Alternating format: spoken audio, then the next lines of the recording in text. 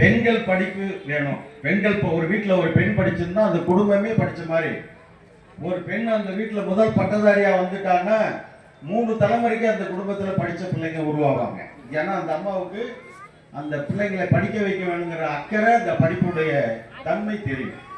இதை தான் கலைஞர் அவர்கள், படிக்கலாம், நீ படிக்க வாமா, ஆடு மாடி மேய்க்க வேணாம், நீ படிச்சுட்டு வா, உன் கல்யாணத்துக்கு நான் பணம் தரேன், நீ எதுக்கு ஆடு மேய்க்கிற, நீ வயசுக்கு வந்தவுடனே உனக்கு குடும்பத்துக்கு பணம் வேணும், நீ கல்யாணம் பண்ணும்போது பணம் வேணும், அதுக்கு ஒரு 10 ஆடு மேய்க்கிற, அந்த வேலையெல்லாம் உனக்கு வேணாம், உனக்கு கல்யாணம் ஆச்சுன்னா உனக்கு 10வது வரைக்கும் படி, உனக்கு 25,000 ரூபாய் பணம் தரேன்னாரு. நிறைய பெண்கள் ஆடு மாடெல்லாம் விட்டு விட்டு பிள்ளை படிக்க வச்சாங்க. அப்புறம் பார்த்தாங்க இது கல்யாணத்துக்கு உதவுற திட்டமா மட்டுமே நினைச்சிட்டாங்க நிறைய பேர். வறுமை கோட்டுக்கு கீழ் உள்ள பெண்கள்லாம் 10வது வரைக்கும் படிக்க வைப்போமே, அப்புறமா நம்ம பிள்ளைக்கு ஒரு 25,000 ரூபாய் பணமாவது கிடைக்கும் அப்படிங்கிறதுக்கோசரம் படிக்க வச்சாங்க. அப்புறம் பார்த்தீங்கன்னா அதுக்கு மேலேயும் படிக்கணுமேன்னு சொல்லி இன்றைய முதல்வர் தளபதி மு.க. ஸ்டாலின் என்ன செஞ்சிருக்காரு தெரியுமா? நீ உங்கள் பிள்ளைகளை கல்லூரிக்கு அனுப்புங்கள், மாதம் 1000 ரூபாய் தருகிறேன் என்று சொல்லி பெண்களை பட்டதாரி ஆக்கி கொண்டிருக்கிறார். அதெல்லாம் விடுங்க. ஒரு வீட்டில் இங்க இருக்கிறவங்க எல்லாமே தாய்மார்கள் தான், அண்ணன் தம்பியோட பிறந்தவர்கள், அக்கா தம்பியோட பிறந்தவர்கள், எல்லாருமே மேடையில் இருக்கிறாங்க. எந்த அக்கா தங்கையாவது கல்யாணத்துக்கு அப்புறம் ஒரு வாஞ்சையா பார்த்த குடும்பம் பெருசா இருக்காது. கட்டி கொடுக்கறதோட பெரிய பொறுப்பு, அது சீரு செலுத்தி கட்டிலி மெத்த பீரோ போய் எங்க கும்பகோணம் பாத்திர கடையில பாத்திரம் அன்னையோட அனுப்பி வச்சிருவோம். அப்புறம் தங்கச்சி வீட்டுக்கு வந்த உடனே என்ன 2 நாளா தங்கிடுச்சு, பாப்பா இங்கேயே இருக்குது, என்ன போலியா அப்படின்னு கேட்கிற அளவுக்கு அந்த பாசம் குறைந்துவிடும். ஒரு கடமையாக நினைத்துக் கொண்டிருந்தார்கள் பெண்களை. ஏதோ கல்யாணம் முடிஞ்சதுன்னா பெண்களுக்கு அவருக்கு உண்டான தொடர்புகள் குறைந்து விட்டதாக எண்ணினார்கள். அதுக்காக தான் பார்த்தார் கலைஞர், சொத்திலே பெண்களுக்கு சம உரிமை உண்டு சட்டத்தை கொண்டு வந்தார். நீ அண்ணன் தம்பியை கேட்டீங்கன்னா தரமாட்டான், உனக்கு பவுண்டு போட்டாச்சு, பட்டம் போட்டாச்சு, உனக்கெல்லாம் முடியாது, அவ்வளவுதான், என்னால முடியும் அப்படின்பான். சொத்துல பங்குன்னு சொல்லிட்டார் தலைவர் கலைஞர். 10 ஏக்கர் நிலம் இருந்தா, ஏமா உனக்கு நிலம் வேணுமா, பவுடு வேணுமா, இன்னொரு 10 லட்சம் வேணாலும் தரேன், உன் ஊர்ல வேணாலும் இடம் வாங்கி, இந்த சொத்தை எனக்கு கூட இல்ல எடுத்துட்டு போ, வந்துட்டாங்க வழிக்கு. அப்ப பெண்களை சமூகத்திலே தலை தூக்கி நிறுத்தியவர் கலைஞர் அவர்கள் தான், ஜெயலலிதா கிடையாது. எம்ஜிஆர் காலத்தில் என்ன பண்ணாரு? எம்ஜிஆர் தாய்மார்களுக்குன்னு ஒரு சட்டம் கூட கொண்டு வரல. இப்ப அடுப்பூது பெண்களுக்கு படிப்பதற்கு என்ற காலம் போய் இன்னைக்கு எங்களை விட, ஆண்களை விட எல்லா இடத்திலும் பெண்கள் தான் அதிக இடத்திலே வேலை வாய்ப்பில் இருக்கின்றீர்கள், சட்டமன்ற உறுப்பினராக இருக்கின்றீர்கள். ஒரு கல்லூரிக்கு சென்றாலும் அங்கே பேராசிரியர் பெண்கள் அதிகமாக இருக்கின்றார்கள். ஒரு போலீஸ் ஸ்டேஷன் போனா கூட மகளிருக்கு ஒரு தனிப்பட்ட போலீஸ் நிர்வாகம் இருக்கிறது. கடலூருக்கு போனீங்கன்னா அங்கே கலெக்டர் ஆபீஸில் பெண்கள் இருக்கிறார்கள். இன்னைக்கு இருக்கின்ற அசிஸ்டன்ட் கலெக்டருக்கு ஒரு சரண்யா, ஒரு பெண். அவரெல்லாம் எங்கிருந்து வந்தார்கள், எப்படி வந்தார்கள்? கலைஞருடைய ஊக்கமும் கலைஞருடைய சிந்தனையும் தான் அவர்களை மேலே கொண்டு உட்கார வைத்திருக்கிறது. ஜஸ்டிஸ் அவர்களே என்று கோர்ட்ல போய் சொல்றோம், அங்கே மேலே உட்கார்ந்திருப்பவர் 25 வயசு 30 வயசு உள்ள பெண் உட்கார்ந்துருப்பாங்க. அவருக்கு 60 வயசு உள்ள வக்கீல் வணக்கம் போடுவார். இந்த வணக்கம் யாரால் கிடைத்திருக்கிறது? இந்த சமூக நீதி யாரால் வெல்லப்பட்டு இருக்கிறது? இந்த சமூக நீதியை யார் கொண்டு சேர்த்து இருக்கிறார் என்றால் கலைஞர், அவருடைய கட்சி, திராவிட மாடல் ஆட்சி. இதெல்லாம் இல்லைன்னா நீங்கெல்லாம் இன்னமும் களை வெட்ட தான் போகணும்.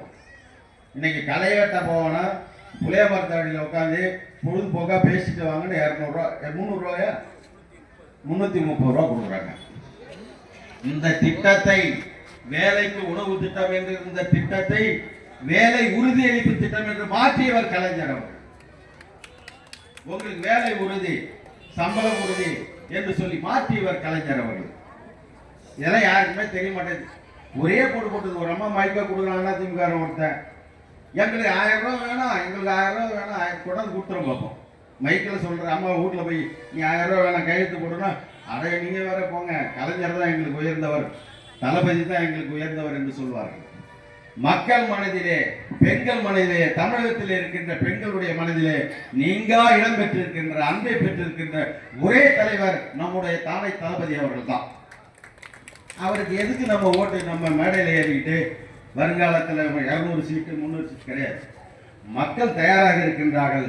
நாம் பக்குவமாக அவர்களோடு பழகி நம்முடைய ஆட்சியையும் நம்முடைய தளபதியும் 2ஆம் முறையாக தளபதியும் 7ஆம் முறையாக திராவிட முன்னேற்ற கழகத்தையும் ஆட்சி கட்டிலையில் அமர செய்வதுதான் ஒவ்வொருத்தருடைய குறிக்கோளாகவும் நம்முடைய கடமையாகவும் கருத வேண்டும் என்று கூறி, இன்னும் பல சாதனைகள் இருக்கின்றது. இன்னும் 2 கூட்டங்கள் இருக்கிறது. ஆரணி மாலா அவர்கள் ஆரியை பேயை ஓட்ட வந்த மாலா அவர்கள். தளபதி கூட சொல்லுவாங்க ஒரு மீட்டிங்கில், எரியதடி மாலா ஃபேனை போடுன்னு. உங்களை பார்த்தா சொன்னாங்களா? இல்லை கேட்குறேன். மாலான்னா எங்களுக்கு வேற யாருமே தெரியல. எரியதடி மாலா ஃபேனை போடுன்னார் தளபதி. நான் மாலா நம்ம ஆரணி மாலா போட்ட உடனே எனக்கு ரொம்ப சந்தோஷம். ஓகே, இந்த மாலா தான் அந்த மாலாவா இருப்பாங்களோ அப்படின்ட்டு. அதை விட பார்த்தீங்கன்னா, ஒரு பெண் மேடை ஏறி உட்காருவதற்கு உற்சாகத்தை கொடுத்தவர் கலைஞர் அவர்கள். ஒரு பெண் உலக நாயகியாக இதுக்கு போயிட்டு வந்துட்டாங்க, எங்க சந்திர மண்டலத்துக்கு போயிட்டு வந்துட்டாங்க, விண்வெளி ஆய்வுக்கூடத்துக்கு போயிட்டு வந்துட்டாங்க. வில்லியம்ஸ் அவங்களாம் எப்படி போனாங்க? எங்கோ ஒரு மூலையில யாரோ சொன்ன ஒரு ஊக்கம் தான்.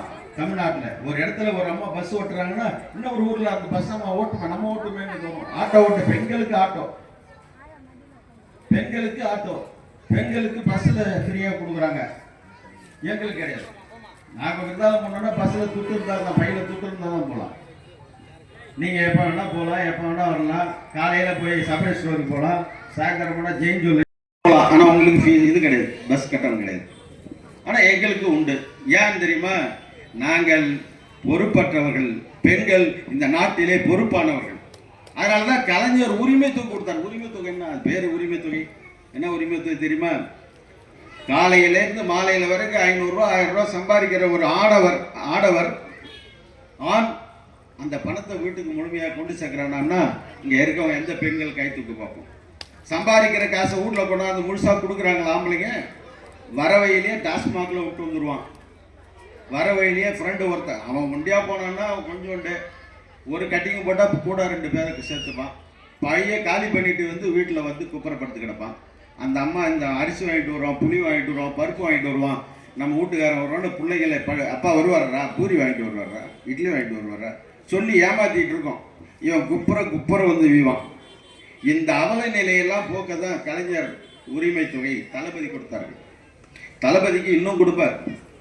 இந்த கலைஞர் உரிமை தொகை மாதிரி பெண்களுக்கான உரிமை இன்னும் நிறைய இருக்கு, தளபதி மனசுல இருக்கு. வருங்காலத்திலே அதெல்லாம் செய்வார். ஆனா நீங்க ஆச்சரியப்பட போறீங்க, இப்படி ஒரு முதல்வர் நமக்கு கிடைச்சிருக்கிறாரு, பெண்கள் நம்ம மேலேயே ஒரு பாசமா இருக்காரு அப்படின்ற ஒரு பெரிய சந்தோஷத்தை இந்த நாட்டு மக்களுக்கு வழங்க இருக்கின்ற தளபதி 7வது முறையாக ஆட்சியையும் தளபதி 2வது முறையாக முதலமைச்சராகவும் ஆக்குவது உங்களால் மட்டும்தான் முடியும் என்பதை தெரிவித்துக் கொண்டு வாய்ப்புக்கு நன்றி கூறி விடைபெறுகின்றேன். மாவட்டம் நல்லூர் வடக்கு ஒன்றிய திராவிட முன்னேற்ற கழகத்தின் சார்பில் நடைபெறுகின்ற உலக தமிழ் சமுதாயத்தின் முதுபெரும் தலைவர், ஒப்பாரும் மிக்காரும் இல்லாத தலைவர், மலை குலைந்தாலும் நிலை குலையாத நம்முடைய தலைவர் கலைஞருடைய 102வது பிறந்தநாள் விழா பொதுக்கூட்டத்தினுடைய தலைமை பொறுப்பை ஏற்றிருக்கக்கூடிய கூட்டத்தின் தலைவர்,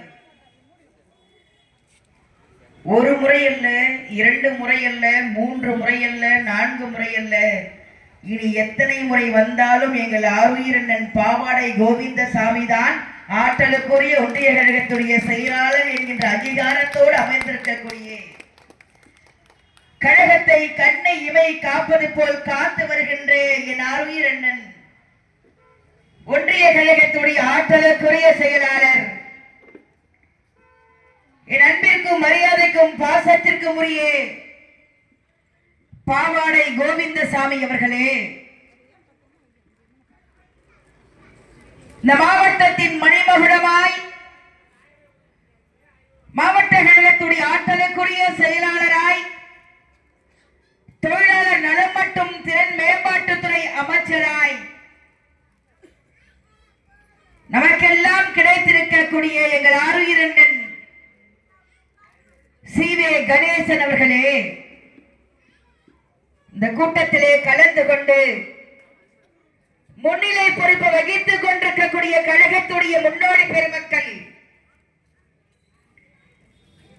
மாவட்ட நெசவாளருடைய துணைத் தலைவர், கிளை கழகத்துடைய ஆற்றலுக்குரிய செயலாளர், சிங்கத்தை கூட கொண்டாடப்படுகின்ற பொதுக்கூட்டமாக நடத்தி கொண்டிருக்கக்கூடிய எங்கள் ஆர்வீரன் கிளை கழகத்துடைய ஆற்றலுக்குரிய செயலாளர் சுப்பு அன்பழகன் அவர்களே,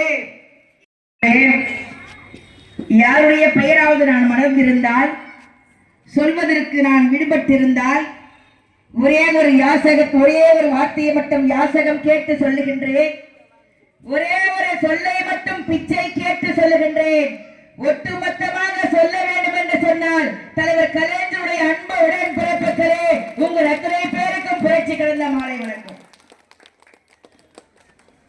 எங்க ஒன்றிய சார் ஏதோ ஒரு 2 வார்த்தை பேசிட்டு உட்கார்ந்துருவாரு. நாம ஏதோ காலத்தை ஓட்டிட்டு போயிடலான்னு வந்தா எங்க ஒன்றிய செயலாளரே பாத்தீங்கன்னா தலைமை கழகத்துடைய பேச்சாளர் மாதிரி பேசுறாரு. அருமையா பேசுறாரு எங்கள் ஆர்வீரன் அண்ணன். என்னை பார்க்கறதுக்கு வந்தார் ரூமுக்கு. நான் கிளம்பிட்டேனே அப்படின்னு சொன்னேன். அண்ணே என்னை ஆசீர்வாதம் பண்ணுங்கன்னு சொன்னேன். மாமா என்னம்மா அதெல்லாம் வேண்டாம்மா, நம்ம திமுக. ஆமா நம்ம திமுக தான், உடன்பிறப்பு தான். இந்த உலகத்திலே எந்த இயக்கத்துக்கும் இல்லைன்னா எங்கேயோ நீ பிறந்திருக்கிறார், எங்கேயோ நான் வளர்ந்திருக்கிறேன். இருந்தாலும் கூட ஒருவரை ஒருவர் பார்த்து கொள்கிற போது உடன்பிறப்புகள் என்ற உணர்வோடு இருக்கக்கூடிய ஒரே இயக்கம் இந்திய துணை கண்டத்திலேயே திராவிட முன்னேற்ற கழகம் என்கிற மிகப்பெரிய இயக்கம் தான் சொன்னார். உடனே விசாரிச்சார், என்னம்மா பண்றீங்க? என்னம்மா? அண்ணே நான் வக்கீலா இருக்கேன், பிராக்டிஸ்ல இருக்கேன். உன் பிள்ளைகள் 4 பேர் இருக்காங்கன்னு எல்லாரும் படிச்சிருக்காங்க. பெரிய பையன் பிஎஸ்சி முடிச்சிருக்கான், சின்னவன் எம்சிஏ முடிச்சிருக்கான். இப்போ 3வது பொண்ணு ஜுடிஷியல் படிக்கிறானே, எல்எல்பி ஆனர்ஸ் படிக்கிறா. 4வது பையன் பிஇ கம்ப்யூட்டர் சயின்ஸ் படிக்கிறானே அப்படின்னு சொன்னேன். பரவாயில்லையம்மா. அப்ப இந்த மேடையில சொல்லுகிற போதுதான் எனக்கு நினைவு, எல்லோரும் படிக்கிறோம், எல்லோரும் அங்கீகரிக்கப்பட்டிருக்கிறோம். ஏழை குடும்பத்தில் பிறந்த ஆரணி மாலா வழக்கறிஞர் என்கின்ற நிலையோடு இந்த மேடையில் நான் நிற்கிறேன் என்று சொன்னால் அதற்கும் வித்திட்ட தலைவர் தலைவர் கலைஞர். அந்த தலைவனுக்கு தான் இன்றைக்கு நாங்கள் 102வது பிறந்த விழாவை கொண்டாடி கொண்டிருக்கிறோம். இந்த பக்கம்லாம் ஒண்ணுமே இல்லையே, கைத்தட்டவே வரலையே.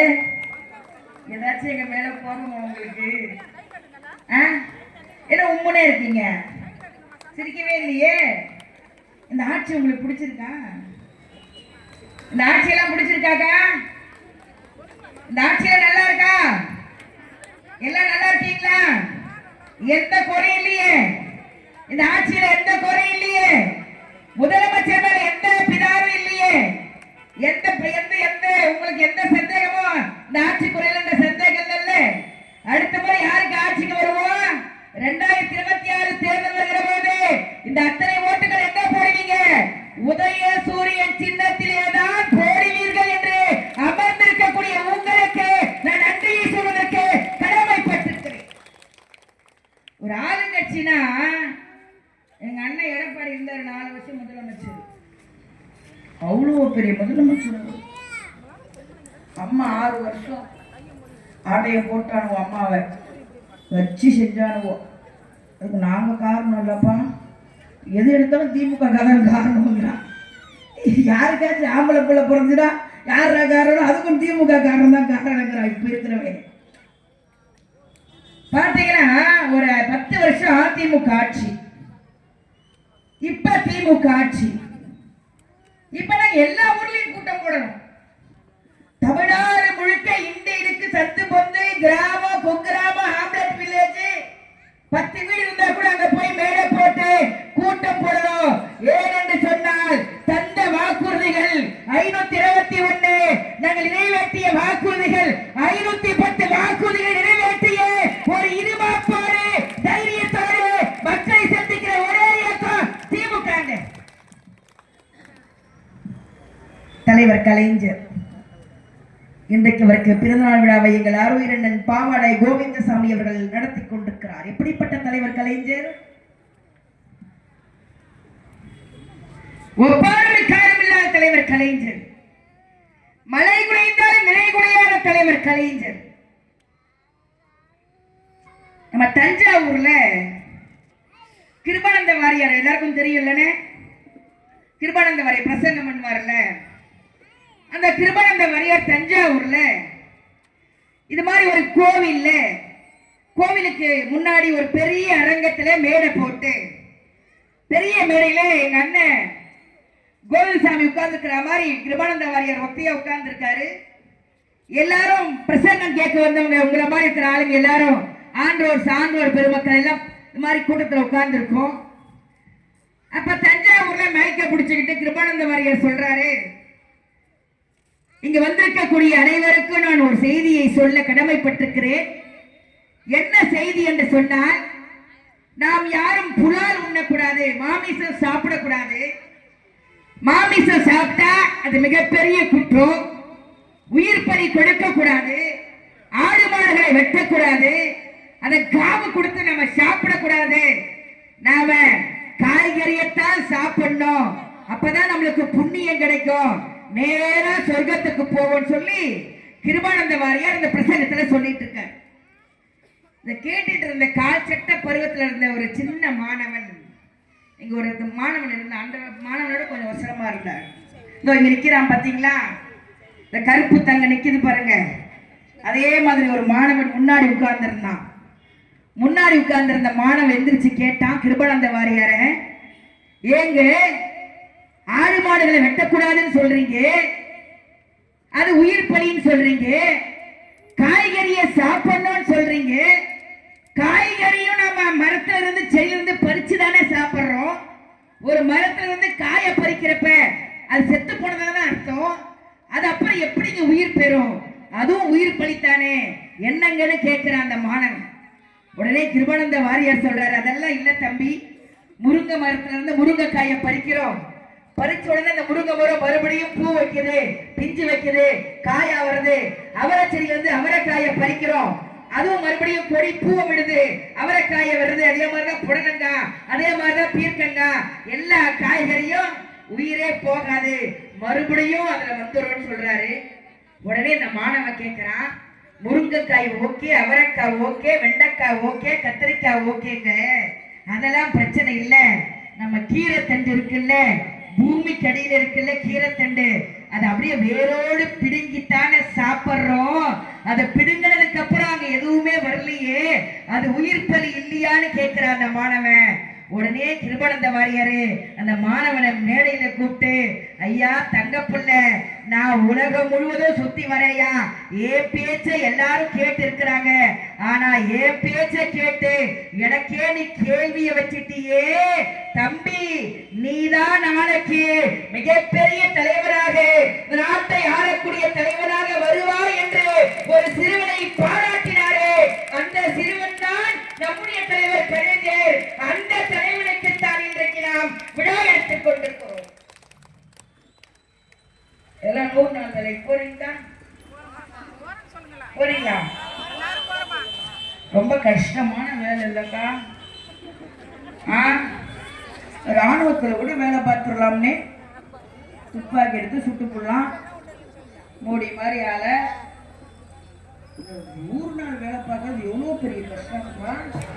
காலையில எந்திரிச்சு குளிச்சு சாப்பாடு செஞ்சு அன்னக்குடியை தூக்கி அதுல சாப்பாடை வச்சு 2 லிட்டர் கேன்ல தண்ணியை ஊற்றி அது நசுங்காம இருக்கிற துண்டை சுத்தி அன்னக்குடிக்கு ஒரு சீமாட கோழி அதை வச்சுக்கிட்டு நடந்து போய் நல்ல பெருக்கின இடமா பார்த்து சுத்தமா இருக்கிற இடமா பார்த்து உட்கார்ந்து நைட்டு நடந்த நாடகத்தையெல்லாம் பேசி சூப்பரைஸ் வந்த உடனே என்னம்மா கண்ணு ரொம்ப லேட்டு, ரொம்ப களைப்பா இருக்கு, என்னம்மா சூப்பரைஸ் ஐஸ் வச்சு அங்க கையெழுத்து போட்டு 300 ரூபாய் வாங்கிட்டு வர்றது எவ்வளவு பெரிய விஷயம் இல்லக்கா. அந்த வேலையை உங்களுக்கு யார் கொடுத்தது எங்க அண்ணன் சொன்னார் தெரியுமா? ஒன்றிய ஆற்றலுக்குரிய செயலர் சொல்கிற போது உறுதியளிப்பு திட்டத்தை 100 நாள் வேலை திட்டத்தை யார் கொடுத்தது தெரியும் சொன்னார், கலைஞர் கொடுத்தாருன்னு சொன்னார்.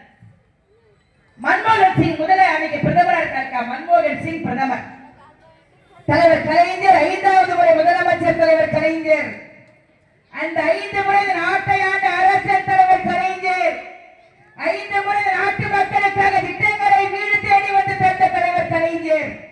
அந்த தலைவர் தான் பாத்தீங்கன்னு சொன்னா அன்னைக்கு மன்மோகன் சிங் பிரதமராக இருந்த பொழுது ஒரு கோரிக்கை வைக்கிறார்.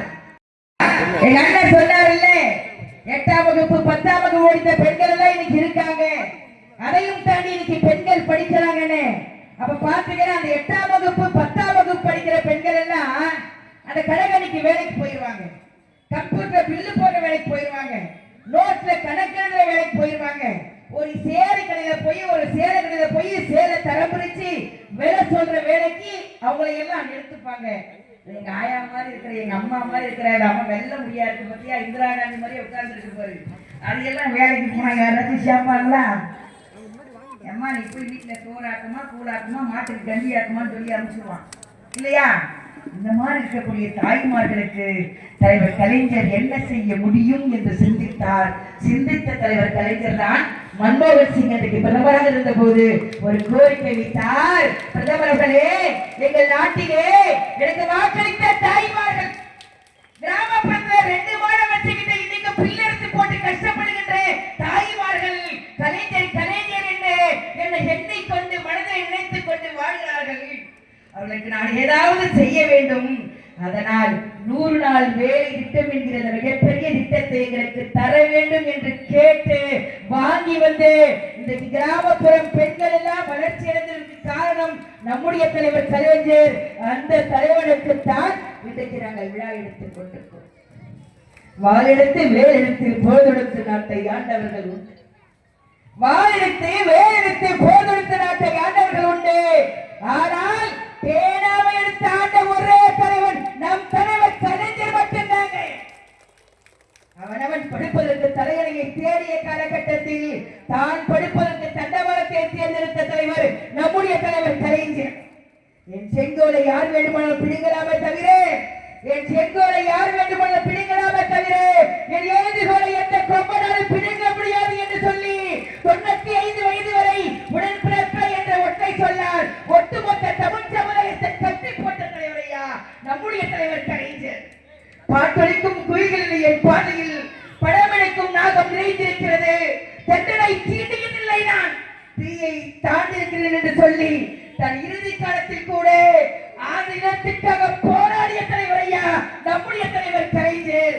காலுக்கு செருப்பும் இல்லை, கால்வைக்கு கூழும் இல்லை, பாலுக்கு உழைத்தோமடா என் தோழனை பசையற்று போனோமடா என்று ஒன்றா குடிசை இல்லை, ஒன்றரை பாயும் இல்லை, கொட்டும் மழையும் கொளுத்தும் வெயிலும் வாழ்கிறது ஏழையின மக்களுக்கு வீடு கட்டி தந்த தலைவராக நம்முடைய தலைவர் கலைஞர்.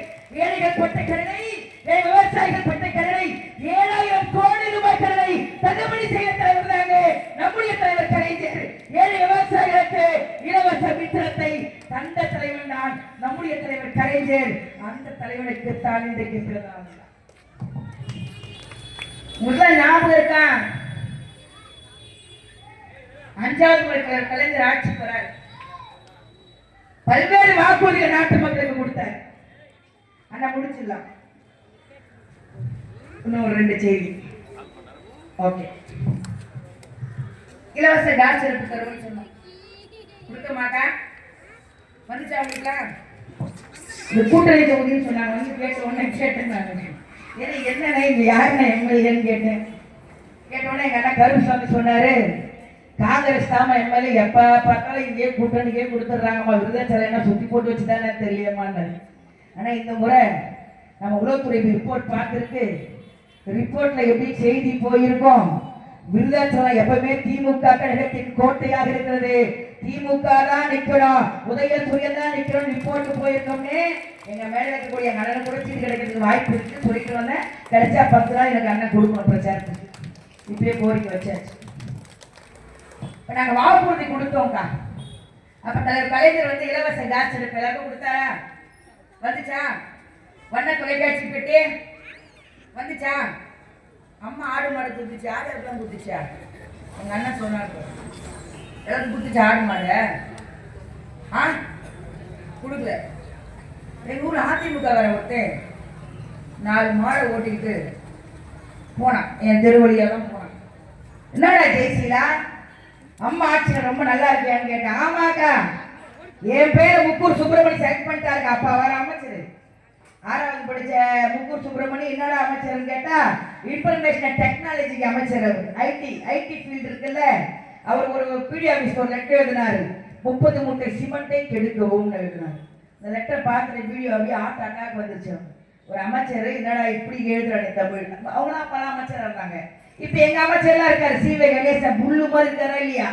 புள்ளமா இருந்தா கூட, அண்ணாவை போல் இருந்தா கூட, பம்பரம் மூலம் சுட்டுகின்ற அமைச்சர் எங்களுக்கு கிடைத்திருக்கிறார். அது சொன்னாரா? பெரியார் என்னையா கொண்டாருன்னு கேட்டாரா? வந்த பெரியார் மேடைக்கு வந்தாரு. மேடைக்கு வந்த பெரியார் காமராஜரை கூப்பிட்டு நிக்க வச்சாரு. காமராஜரை நிக்க வச்சு தான் பையில வச்சிருந்த குங்குமத்தை எடுத்து பொட்டா வச்சாருன்னு சொன்னாரா?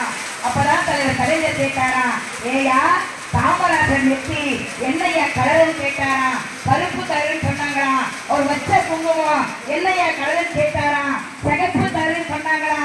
அப்பதான் தலைவர் கலைஞர் சொன்னாரா, பெரியாரே காங்கிரஸ் மேடைக்கு போய் கருப்பு சிறப்பு தான் வெற்றி பெறும் என்று அறிவித்து விட்டு போயிட்டாருன்னு தலைவர் கலைஞர் சொன்னாரா? அன்றைக்கு நின்ற தலைவர் 1957 குளித்தலையை நின்று கண்டு காட்டிய தலைவர் தான். தான் இறக்கும் வரை நின்ற திறன் அனைத்தையும் வென்று காட்டிய ஒரே தலைவன் நம்முடைய தலைவர் கலைஞர். அந்த தலைவனுக்குத்தான் இன்றைக்கு நாங்கள் விழா எடுத்துக் கொண்டிருக்கிறோம். அன்பு பெரியவர்களே, அருமை தாய்மார்களே, தொண்டரை காப்பாற்றுவதிலே தலைவர் கலைஞருக்கு கொண்டு இருக்கிற பெருமை எந்த தலைவனுக்கும் கிடையாது. நம்ம தஞ்சாவூர்ல கோசிமணி உங்களுக்கு எல்லாம் தெரியும். குட்டி கலைஞர்னு சொல்லுவாங்க, குட்டி முதலமைச்சர் சொல்லுவாங்க. பாத்தீங்க சொன்னா கோசிமணி ஐயா அங்க அப்ப ஆளுங்க தலைவர் கலைஞர் முதலமைச்சர். அப்ப கோசிமணி என்ன பண்றாருன்னா ஒரு டிஎஸ்பி ஆபீஸ்க்கு போறாங்க. ஒரு கோரிக்கை எடுத்துக்கிட்டு தொண்டரை கூட்டிட்டு ஒரு டிஎஸ்பி ஆபீஸ்க்கு போறப்ப அந்த டிஎஸ்பி அந்த கோசிமணியை ரெஸ்பான்ஸ் பண்ணலையாம். கோசிமணி அன்னைக்கு ஒரு எம்எல்ஏ பண்ணி இருக்காரு. கோசிமணியை அவர் ரெஸ்பான்ஸ் பண்ணலையா? உடனே தலைவர் கலைஞர் கோசிமணி வராரு. வந்துட்டு என்னங்க ஆட்சி நடத்துறீங்க? ஒரு மரியாதையும் கிடையாது. நான் டிஎஸ்பி ஆபீஸுக்கு போனேன், என் மதிக்கிறேன்னு சொல்றப்ப தலைவர் கலைஞர் அமைதியா இருக்க சொன்னாரா? கோசிமணி கோவப்படாத, நேரா ஊருக்கு கிளம்பிப்போ, தஞ்சாவூர்ல போய் ஒரு கிராமத்துல கூட்டத்தை போடு, பெரிய பொதுக்கூட்டம் நடத்து, நான் வரேன்னு சொன்னாராம். கோசிமணியும் கிளம்பி ஊருக்கு போய் மிகப்பெரிய பொதுக்கூட்டத்தை அரேஞ்ச் பண்ணி தலைவர் கலைஞர் முதலமைச்சர் வர வச்சுட்டாராம். முதலமைச்சர் வந்தா யாரெல்லாம் வருவாங்க? எஸ்பி வருவாரு, பாத்தீங்கன்னா எஸ்ஐ வருவாரு, இன்ஸ்பெக்டர் வருவாரு. அந்த நிகழ்ச்சியில் அந்த எஸ்பி வந்துட்டாரு. மேலேயே சொல்லிட்டாராம் தலைவர் கலைஞர். கோசிமணி கூட்டம் முடிஞ்ச உடனே நான் முதலமைச்சர் கார்ல ஏறி போறேன், நீ ஏன் கார்ல ஏறாத, நடுவர் கார்ல ஏறாத, கடைசி கார்ல ஏறுனாராம். கோசிமணியும் கூட்டம் முடிஞ்ச உடனே முதலமைச்சர் கார்ல ஏறாம வேற கார்ல ஏறாம பின்னாடி வர கடைசி கார்ல ஏறி உட்கார்ந்தாராம். ஏறி உட்கார்ந்த உடனே முதலமைச்சர் கார் கிளம்பிட்டான். வரப்ப திடீர்னு முதலமைச்சரோட நிப்பாட்டி என்ன பண்ணுவான் போலீஸ் அங்கிருந்து முடியாது, முதலமைச்சர் வண்டி நின்று போயிருக்கேன்னு சொல்லி கேட்கிறப்ப கலைஞர் சொன்னாரா, எனக்கு சொந்தனாக இருக்கக்கூடிய கோசிமணி ஒரு தாயை விடுறார், அவரை போய் அழைத்து வாருங்கள் என்று சொன்ன போது முதலமைச்சர் சொன்ன சட்ட முடியாத அந்த எஸ்பி இறங்கிட்டு குட்டி கூட ஓடுறாராம். கோசிமணி எந்த விட்டு கேள்வி, ஐயா உன முதலமைச்சர் கூப்பிடுறாருன்னு சொன்னாரா?